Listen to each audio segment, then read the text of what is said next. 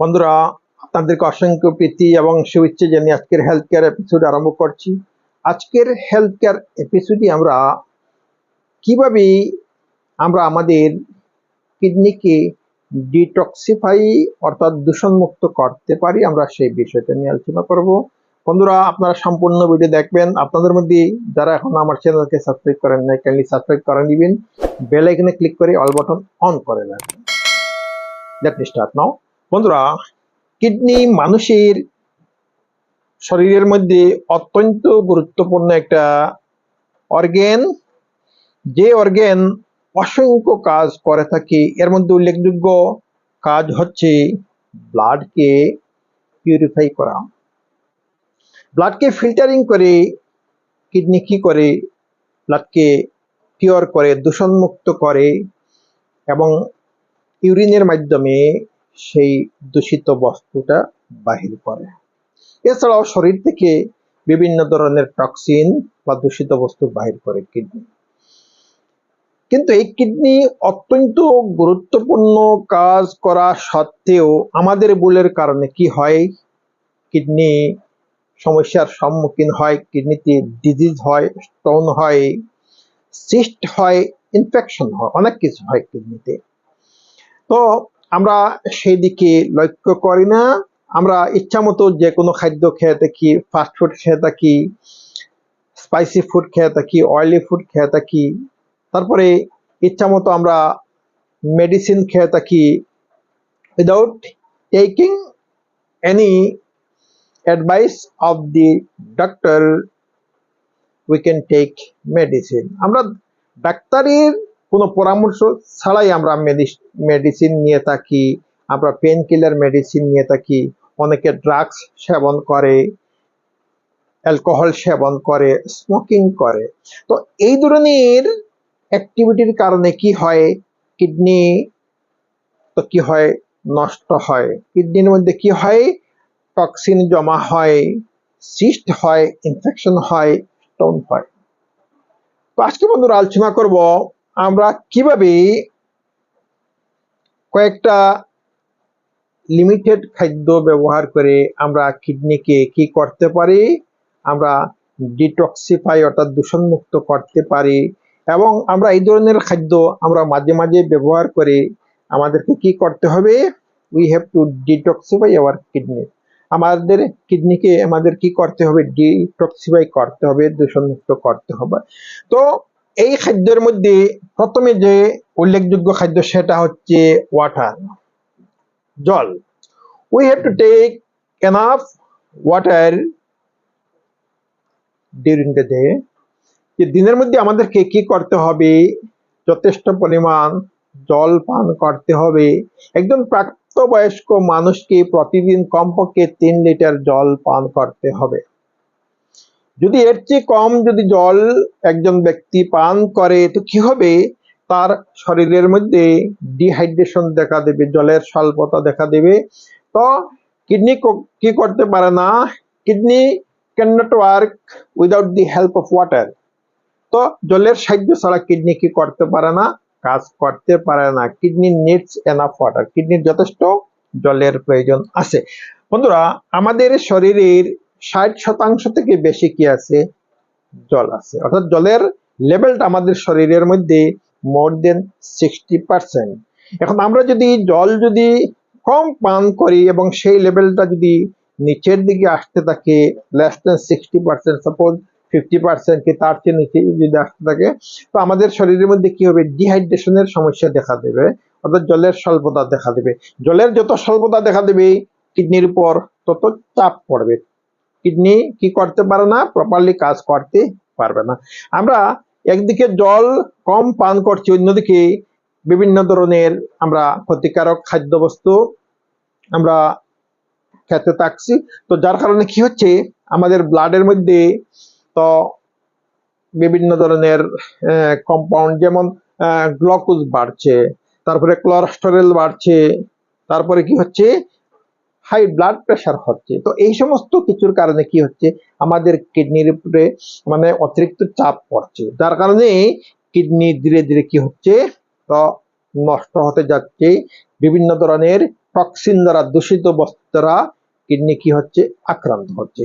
তো প্রথমে আমাদেরকে কি করতে হবে, পর্যাপ্ত জল প্রতিদিন পান করতে হবে। বন্ধুরা, পর্যাপ্ত যদি জল পান করি তো কি হবে, সেই জল আমাদের কিডনি ফিল্টারিং এর যে কাজ করে সেই জলের সাহায্য করে।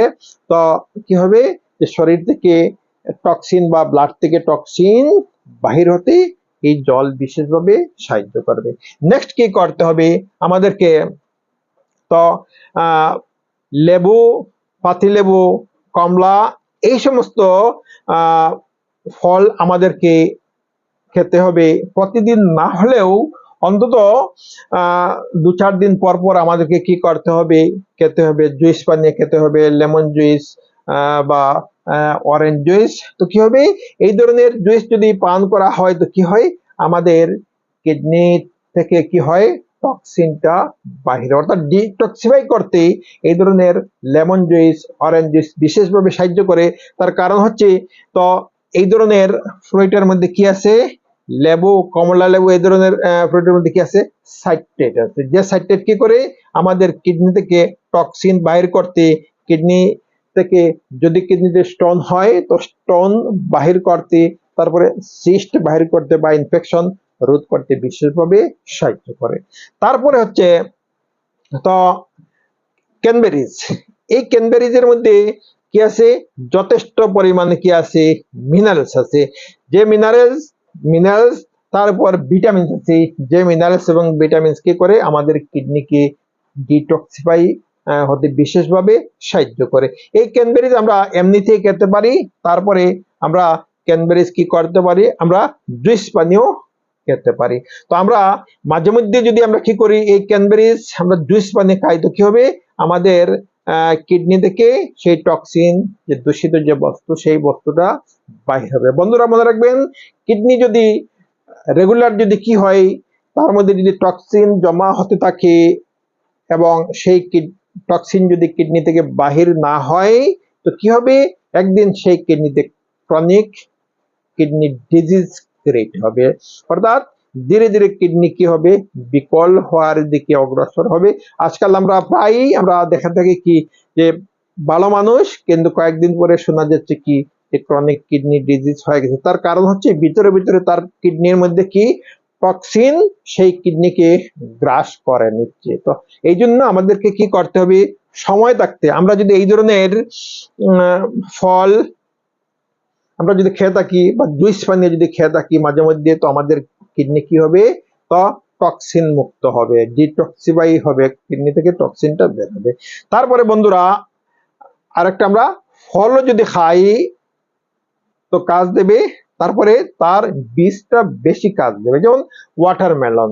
তো এই ওয়াটারমেলনের মধ্যে যথেষ্ট পরিমাণে কি আছে, মিনারেলস আছে, ভিটামিন আছে, অ্যান্টিঅক্সিডেন্ট কম্পাউন্ড আছে।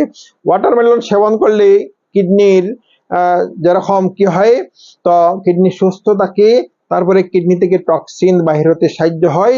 ওয়াটারমেলনের বীজও ঠিক সেইভাবে কিডনিকে ডিটক্সিফাই করতে সাহায্য করে। তো ওয়াটারমেলনের বীজ আমরা কাঁচা, বীজ যদি আমরা খেয়ে নেই তবু হবে, আমরা কাঁচা যদি চিবিয়ে যদি খাই তো আমরা খেতে পারি। এছাড়া এইভাবে খাওয়া যায়, এই বীজগুলা কি শুকিয়ে তারপরে গ্রাইন্ডিং করে যে পাউডার বানিয়ে, সেই পাউডারটা জলের মধ্যে 1 গ্লাস জলের মধ্যে 1 চামচ দিয়ে আমরা পান করতে পারি। এছাড়া গরম জলের সঙ্গে মিশিয়ে চার মতো বানিয়েও সেই ওয়াটারমেলনের বীজের যে গুঁড়ো সেটা চার মতো বানিয়েও পান করা যায়।